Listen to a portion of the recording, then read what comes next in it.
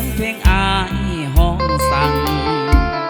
ก่อนจากนวดนางอายังได้ให้สัญญาว่าจะหักนางหักเดียวตลอดสิว่าหากผู้ใดลืมลาฝ่านั้นช่วยลงโทษให้อย่าลืมฟังเสียงเพลงอายห้องส่งป่านนี้น้องคงพะวงหาอายบ่ว่าน้องอย่าน้อยใจว่าอายนี้จะลืมไหลขอจงมั่นในใจว่าชายฮักแท้แน่นอนน้องนาจะเหมือนตัวอายบ่หนอหรือมีคู่ความหอพะนอจากอายไปก่อนขอจงได้นอนฝันดีเถิดนางงามงอน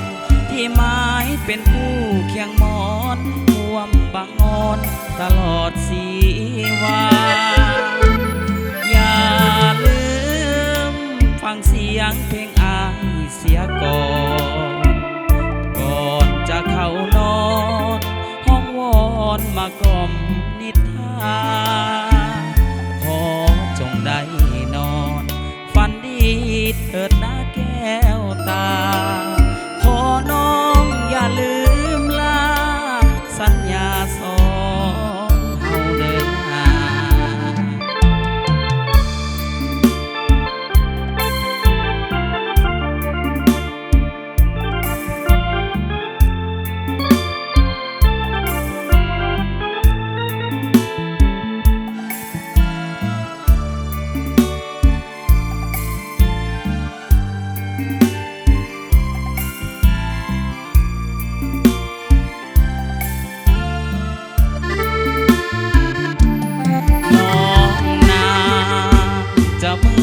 ตัวอายบ่นอ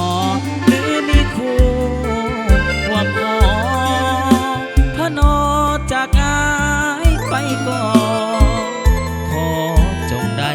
นอนฝันดีเถิดนางงามงอนที่หมายเป็นคู่เคียงหมอนร่วมบังอ่อนตลอดสีวันอย่าลืมฟังเสียงเพลงอายเสียก่อนจะเข้านอนห้องวอนมากล่อมนิทานขอจงได้นอนฝันดีเถิดนะ